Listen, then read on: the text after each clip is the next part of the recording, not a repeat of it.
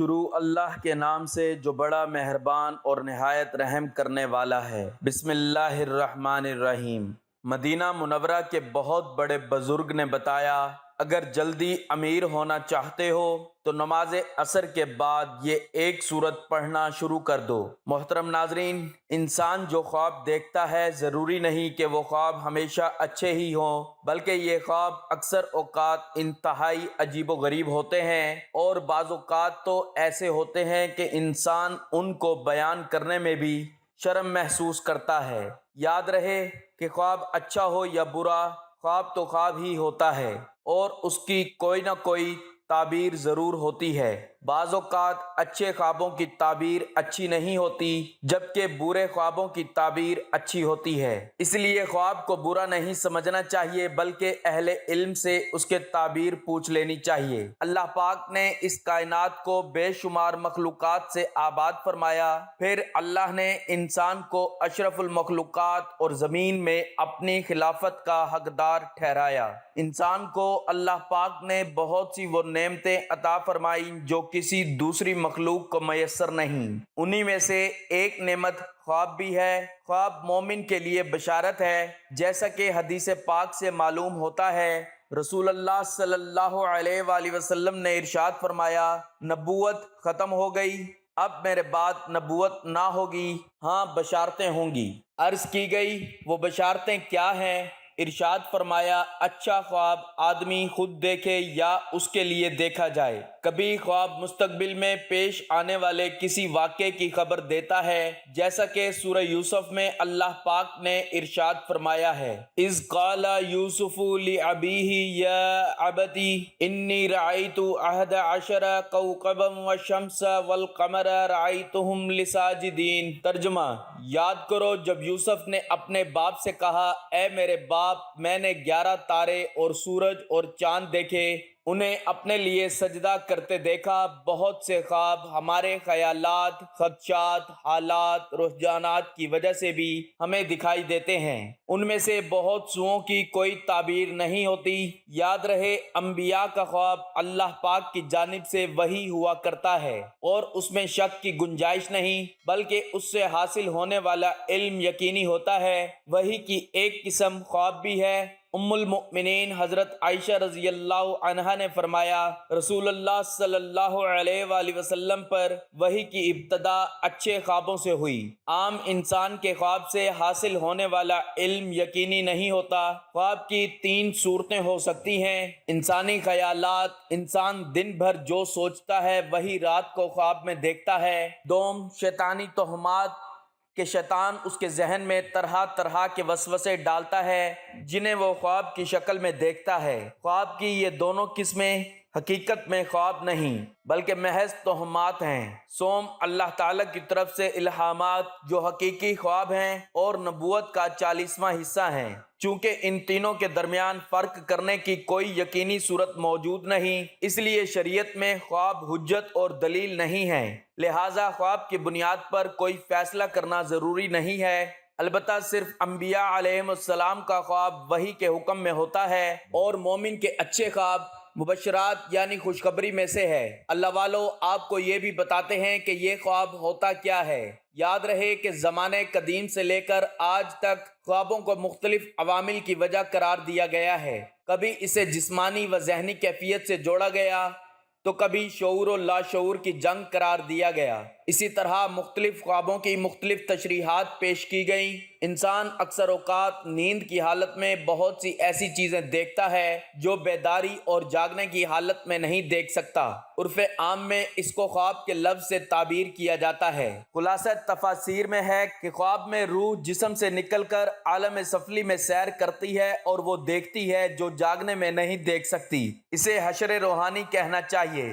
یاد رہے کہ حصہ جسمانی صرف حاضر پر حاوی ہو سکتی ہے اور حصہ روحانی حاضر و غائب دونوں کا ادراک و احساس کرتی ہے۔ اس لیے خواب میں ایسا احوال اور کیفیات مشاہدے میں آتی ہیں جن سے خود خواب دیکھنے والوں کو بڑی حیرت ہوتی ہے۔ کبھی مسرت انگیز اور کبھی خوفناک تصویریں ذہن میں ابھرتی ہیں۔ بیداری کے ساتھ ہی یہ تمام کہانی یک لخت مٹ جاتی ہے۔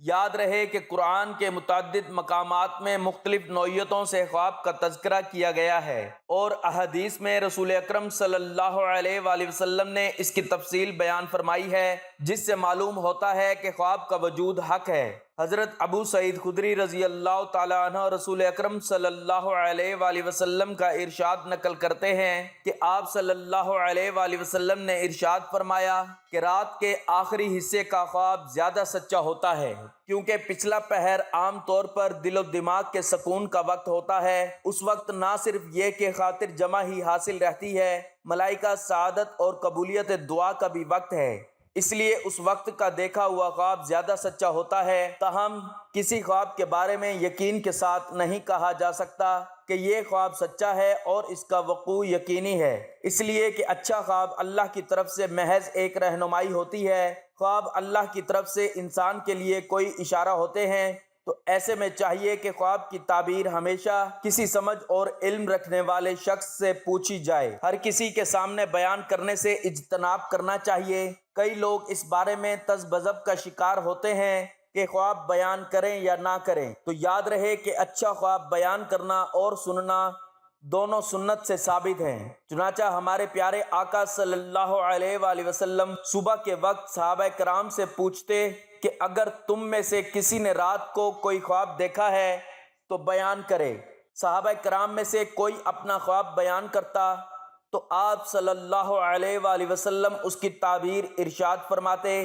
یاد رہے خواب ہر ایک کے سامنے بیان نہیں کرنا چاہیے، بعض اوقات غلط شخص کو اپنا خواب بیان کرنے سے نقصان بھی ہو سکتا ہے۔ چنانچہ تفسیر صراط الجنان میں ہے، انسان جب کوئی اچھا خواب دیکھے تو اس کے بارے میں صرف اس شخص کو خبر دے کہ جو اس سے محبت رکھتا ہو یا عقل مند ہو اور اس سے حسد نہ کرتا ہو، اور اگر برا خواب دیکھے تو اسے کسی سے بیان نہ کرے۔ صحیح بخاری اور صحیح مسلم میں ہے، نبی اکرم صلی اللہ علیہ وآلہ وسلم نے ارشاد فرمایا، اچھا خواب اللہ پاک کی طرف سے ہوتا ہے۔ جب تم میں سے کوئی پسندیدہ خواب دیکھے تو اس کا ذکر صرف اسی سے کرے جو اس سے محبت رکھتا ہو، اور اگر ایسا خواب دیکھے کہ جو اسے پسند نہ ہو تو اس کے شر سے اور شیطان کے شر سے اسے پناہ مانگنی چاہیے، اور اپنی بائیں طرف 3 مرتبہ تھتکار دے اور اس خواب کو کسی سے بیان نہ کرے تو وہ کوئی نقصان نہ دے گا۔ اسی طرح کی ایک حدیث پاک کی شرح میں مفتی احمد یار خان رحمۃ اللہ علیہ تحریر فرماتے ہیں، یعنی اچھا خواب ضرور بیان کریں تاکہ اس کا ظہور ہو جائے، مگر بیان کریں ایسے عالم معتبر سے جو اس کا دوست و خیر خواہ ہو، تاکہ وہ تعبیر خراب نہ دے، اچھی تعبیر دے۔ خواب کی پہلی تعبیر ہی پر خواب کا ظہور ہوتا ہے۔ نیز فرماتے ہیں، اچھا خواب اللہ تعالیٰ کی نعمت ہے، اس کا چرچا کرو۔ وَأَمَّا بِنِعْمَةِ رَبِّكَ فَحَدِّثْ، ترجمہ، اور اپنے رب کی نعمت کا خوب چرچا کرو۔ ہر انسان خواہ مرد ہو یا عورت، بلا تخصیص نسل، ملت و مذہب، اسے کبھی کبھار مسائل و مشکلات کا سامنا کرنا پڑ جاتا ہے، اور پھر ان کے حل کے لیے وہ اپنے معاون و مددگار اور سہاروں کو تلاش کرتا ہے۔ یہ ایک فطری امر ہے کہ ضرورت کے وقت دوسروں کی طرف نظر اٹھ ہی جاتی ہے، اور انسان ان سے اپنی حاجت پورا ہونے کی امید لگا لیتا ہے، مگر بسا اوقات دیکھا گیا اور اکثر لوگوں کو تجربہ بھی ہوا ہوگا کہ دیگر اور اجنبی تو کجا اپنے انتہائی قریبی دوست حتیٰ کہ خونی رشتہ دار بھی ایسے کڑے وقت میں منہ موڑ لیتے ہیں۔ وہ کوئی مدد و تعاون تو کیا کریں گے، الٹا تذلیل سے بھی نہیں چوکتے۔ لیکن ہم مسلمانوں کو اللہ جل شانہ نے ایک ایسی دولت اور یقینی سہارے سے نوازا ہے کہ جب کبھی کیسی بھی کہیں بھی دنیا یا آخرت کی مالی ہو یا جسمانی غرض کوئی بھی ضرورت آن پڑے تو فوراً اسے بروئے کار لاتے ہوئے اپنی ہر ضرورت کو بغیر کسی انسانی مدد اور دست سوال دراز کرنے کی ذلت و رسوائی سے بچتے ہوئے بآسانی پورا کر سکتے ہیں، اور وہ نعمت عظمیٰ سورہ رحمان ہے۔ حضرت علی رضی اللہ تعالیٰ عنہ سے روایت ہے کہ میں نے رسول اللہ صلی اللہ علیہ وآلہ وسلم سے فرماتے ہوئے سنا کہ ہر چیز کے لیے حسن و جمال اور زینت ہے، اور قرآن کا حسن جمال اور زینت سورۃ الرحمن ہے۔ سیدہ فاطمہ زہرا رضی اللہ تعالی عنہا سے روایت ہے، رسول کریم صلی اللہ علیہ وآلہ وسلم نے ارشاد فرمایا، سورہ حدید، سورہ واقعہ اور سورہ رحمان کی تلاوت کرنے والے کو زمین و آسمان کی بادشاہت میں ساکن الفردوس یعنی جنت الفردوس کا مکین پکارا جاتا ہے۔ یہ واحد صورت ہے جس میں اللہ تعالیٰ نے انسانوں اور جنوں کو کرۂ ارض پر موجود دیگر مخلوقات سے بات چیت کی ہے جن کے پاس آزادانہ انتخاب اور کوئی بھی کام کرنے کی صلاحیت ہے۔ انسان اور جن دونوں کو اس صورت میں درج ذیل کا احساس کرنے پر مجبور کیا گیا ہے۔ نمبر 1، طاقت صرف اللہ کی ہے۔ نمبر 2، ہم پر اللہ کے بے شمار احسانات ہیں۔ نمبر 3، ہم اس کے سامنے بے بس ہیں۔ نمبر 4، نافرمان کی سزا۔ اس سورت کو اللہ کے سب سے خوبصورت اور مخصوص ناموں میں سے ایک رحمان کے نام سے پکارا جاتا ہے۔ سورہ میں اللہ کے اپنے بندے کے لیے بہت سے فوائد بیان کیے گئے ہیں۔ یہ قرآن پاک کی سب سے پرسکون اور آنکھیں روشن کرنے والی صورتوں میں سے ہے۔ سورہ رحمان آپ کو اللہ کے قریب کر دیتی ہے، جبکہ اس کی تلاوت دیانت داری، سچائی اور اس کے جوہر کو سمجھنے کی خواہش کے ساتھ کی جاتی ہے۔ یہ اللہ کی بے شمار نعمتوں کے لیے احترام اور شکر گزاری کا ایک بڑی حد میں حصہ ڈالتی ہے۔ بلا شبہ یہ اللہ کی حمد و ثنا کی سب سے حیرت انگیز طریقوں میں سے ایک ہے۔ جب انسان اپنے رب کا شکر ادا کرتا ہے، تواضع اور نرمی کا مظاہرہ کرتا ہے تو اللہ خوش ہوتا ہے۔ سورہ رحمان کا سب سے بڑا فائدہ یہ ہے کہ یہ آپ کو اللہ کے قریب رکھتی ہے۔ یہ آپ کو دکھاوے کے جذبات کو دور کرنے میں بھی مدد کرتی ہے اور آپ کو دماغ اور روح کی پاکیزگی فراہم کرتی ہے۔ اس میں کہا گیا ہے کہ اگر کوئی صبح پڑھے تو فرشتہ دن بھر اس کی حفاظت کرے گا، اور اگر رات کو پڑھے تو فرشتہ ساری رات اس کی حفاظت کرے گا۔ یہ خاندان کے اندرونی امن کو برقرار رکھنے اور کسی بھی قسم کے تنازعات کو دور رکھنے میں بھی مدد کرتی ہے۔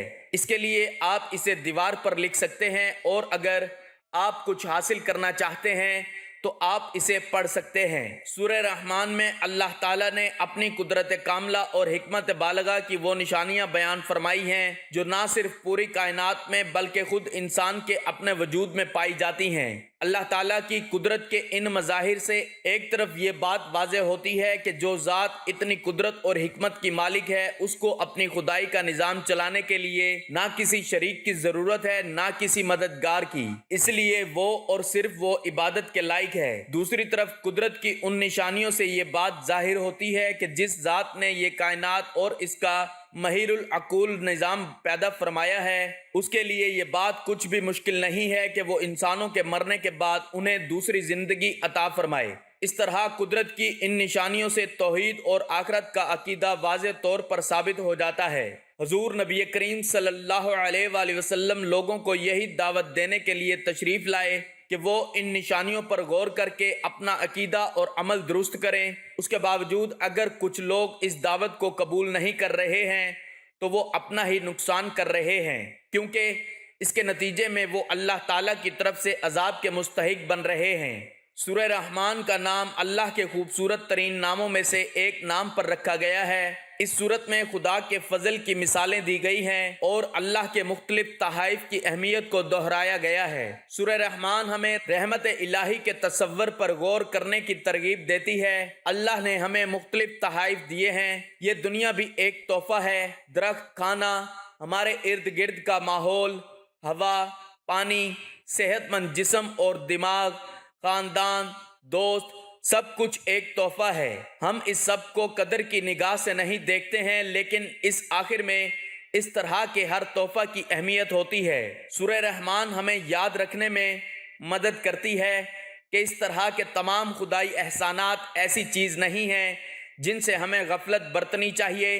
یہ آیت دہرانے سے کہ یہ تمہارے رب کی نعمتیں ہیں جنہیں تم جھٹلاتے ہو، یہ سورت ہمیں بتاتی ہے کہ ہم اپنے رب کی کسی نعمت کا انکار نہ کریں۔ سورہ رحمان بار بار ہمیں اللہ کا شکر ادا کرنے کی یاد دلاتی ہے، کیونکہ ہمارے پاس جو کچھ بھی ہے وہ ہمارے لیے اللہ کا تحفہ ہے۔ ہمیں چاہیے کہ ہم دنیا کے لیے کام کریں اور نیک اعمال میں مشغول ہوں اور اللہ ہی کو راضی کرنے کی کوشش کریں۔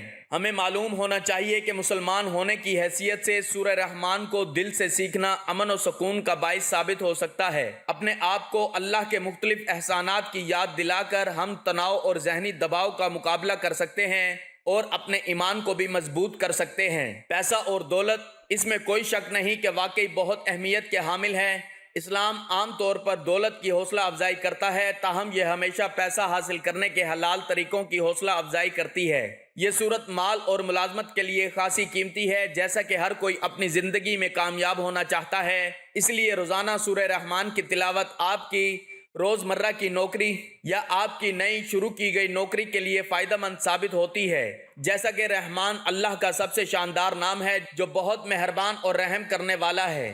محترم ناظرین، اگر آپ میں سے کوئی چاہتا ہے کہ وہ دن دگنی رات چگنی ترقی کرے تو نماز عصر کے بعد ایک سورت کی تلاوت کرے، انشاءاللہ آپ کے رزق میں برکت ہوگی اور بہت جلد آپ رزق کی دولت سے مالا مال ہو جائیں گے۔ آپ نے کون سی سورت پڑھنی ہے یہ ابھی میں آپ کو بتانے لگا ہوں، لیکن وظیفہ شروع کرنے سے پہلے آپ نے ہمیشہ درود پاک پڑھنا ہے۔ درود پاک کوئی سا بھی پڑھ سکتے ہیں، آپ صلی اللہ علیہ وآلہ وسلم پڑھ لیں یا صلی اللہ علی محمد پڑھ لیں، صلی اللہ علی محمد پڑھ لیں یا پھر درود ابراہیمی پڑھ لیں۔ ایک بار ثواب کی نیت سے میرے ساتھ بھی درود پاک پڑھ لیں۔ اللہم صلی علی محمد وعلی آل محمد کما صلیت علی ابراہیم وعلی آل ابراہیم انک حمید مجید۔ اللہم بارک علی محمد وعلی آل محمد کما بارکت علی ابراہیم وعلی آل ابراہیم انک حمید مجید۔ درود پاک پڑھنے کے بعد آپ نے ایک مرتبہ سورہ رحمان کی تلاوت کرنی ہے، اور سورہ رحمان کی تلاوت کرنے کے بعد آپ نے استغفر اللہ استغفر اللہ استغفر اللہ کی ایک تسبیح پڑھنی ہے، اور یہ تسبیح پڑھنے کے بعد آپ نے دوبارہ سے درود پاک پڑھنا ہے جو آپ نے شروع میں پڑھا تھا۔ محترم ناظرین، یہ عمل کرنے سے آپ کے رزق میں بہت زیادہ برکت ہوگی، کیونکہ سورہ رحمان کی فضیلت کے بارے میں تو سبھی لوگ جانتے ہیں۔ سورہ رحمان آپ کو اللہ تعالیٰ کے قریب لانے میں مدد کرتی ہے، یہ آپ کے دل کی کسی بھی تقدیس کو دور کرنے میں بھی سہولت فراہم کرتی ہے۔ اگر کوئی شخص واقعی بے چینی محسوس کرتا ہے اور دل کو سکون حاصل کرنے کا طریقہ نہیں جانتا تو اسے سورہ رحمان کی تلاوت کرنی چاہیے۔ یہ نہ صرف آپ کے دل کو ٹھیک کرے گی بلکہ آپ کو ذہنی سکون اور آپ کی روح میں اطمینان بھی فراہم کرے گی۔ سورہ رحمان در حقیقت قرآن پاک کی سب سے زیادہ شاندار ابواب میں سے ایک ہے۔ قرآن پاک کی تلاوت کے صحت، روحانی اور معاشرتی فوائد ہیں۔ سب سے بڑھ کر یہ لامحدود فوائد کے لیے ناقابل یقین حد تک طاقتور ہے۔ در حقیقت یہ اس فانی دنیا اور بعد کی دنیا کی تمام پریشانیوں میں ہماری مدد کرتی ہے۔ سورہ رحمان مزید فوائد حاصل کرنے میں ہماری مدد کرتی ہے۔ در حقیقت یہ ہمیں اندرونی سکون اور اطمینان بھی فراہم کرتی ہے۔ اللہ تعالی ہمیں سورہ رحمان کے فوائد سے مستفید ہونے کی توفیق عطا فرمائے، آمین۔ اللہ ہم سب کو کامل یقین کے ساتھ اس پر عمل کرنے کی توفیق عطا فرمائے، آمین۔ ناظرین، اللہ تعالیٰ کے 99 ناموں میں سے کوئی ایک نام کمنٹ باکس میں ضرور شیئر کیجئے گا۔ اللہ ہم سب کا حامی و ناصر ہو، آمین۔ جزاک اللہ۔